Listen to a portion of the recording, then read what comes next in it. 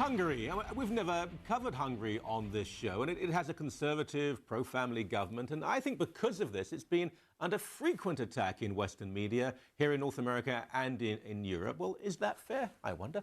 Laszlo Pordany is Hungary's ambassador to Canada, and he joins us now from Ottawa. Welcome to you, sir. Thank you. Now, I think I'm right in saying this. I mean, I've read numerous reports now and seen TV interviews, and the Hungarian government is being portrayed almost as some fascist bloc that is turning the country and Europe back so many years. But when I read their policies, I don't think that's true at all. As a matter of fact, nobody who's familiar with the situation to any degree would think the same, would think, would be convinced that it's not true, and it's not true. If you're interested in the reasons why this is still happening, it's a real concerted effort against Hungary. It has been for the past few weeks and the past few months, and the situation is so complicated that it's not very easy to explain it in a couple of minutes that we have for this, I understand. Mm-hmm. So let me get down to the bottom line immediately and tell you that the current government, when it came to office a year and a half ago, when this government came to office with an over two-thirds majority of conservative right-wing, well, moderate right-wing, but center-right two-thirds majority. Right. That is almost unheard of anywhere in Europe. Mm.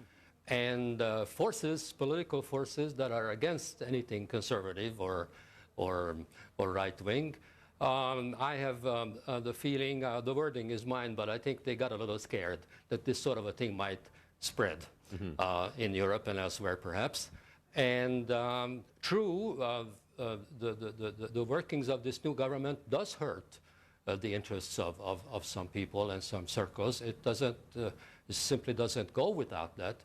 But mind you, I mean, we had this, what they call change of regime or political transformations or whatever over 20 years ago, and still communism is around, and now that has to be finished. That has to be ended. Right. So this new government has set out to work on a number of on a lot of legislative work to begin with. You have to make new laws. They made nearly 400 important laws within a year and a half. And some of those do go against certain interests, as I said. There are a lot of people, including quite a few in the media, and I think that should explain it to you why at least in part, why this is happening. Mm-hmm. The actual reason that they, the issues that they talk about are non-issues. Right. Take the Constitution, for example, which is probably one of the best known items in this whole process. Now, the Constitution, and they accuse the new Constitution of things that are not in the Constitution. In fact, if you listen to some of these attacks more than 2 minutes, you realize that these people probably haven't read, not that they haven't seen the Constitution. Right. I mean, the Constitution is a very good Constitution. Besides, even if it wasn't very good, it's bound to be better anyway than the previous one, which was a communist constitution. Right. It had to be replaced. With the last country, I'm sorry, just to finish this one point, the last country in the whole East Central European region that finally has come up with a new constitution. And we have. And it's a good constitution in addition. I could explain if we had more time, but the attacks are totally out of this world.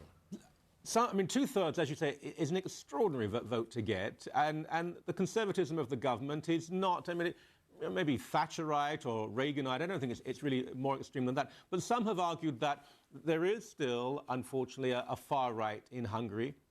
And a fascistic far right. It's not that large, but it's there. But it's been empowered by this. And there were rumors of anti-Semitism as you know, a theatre group, a drama group, and people who should be on the mainstream being brought into the centre.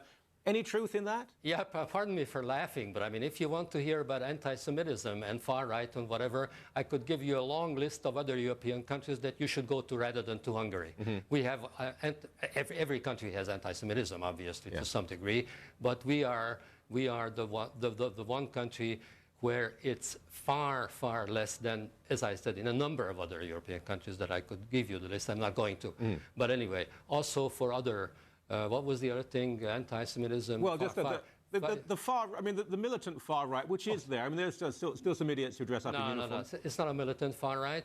Far right itself is even not necessarily the best description. I would call it radical right, with which we don't agree in the government, but there's no danger of actual. There was a sort of a quasi-militant organization which is connected to this so-called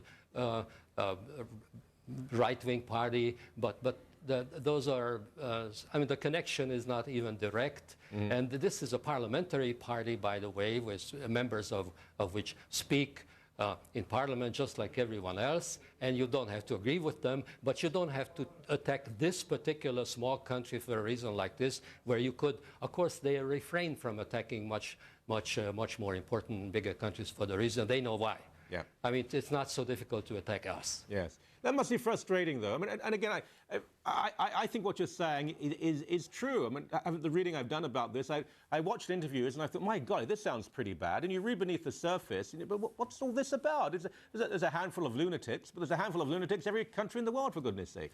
And once somebody up there decides to stifle a guy, they have the means and the power to go about it. This is a concerted effort, as I said, of some sections, let's put it this way, of the media, not all of the media, and there's very different, you mentioned England or Britain.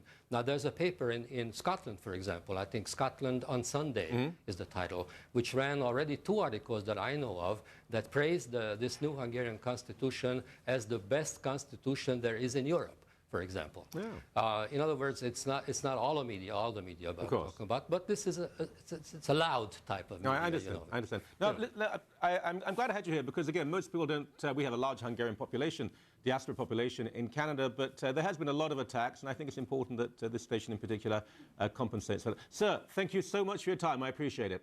It's a pleasure.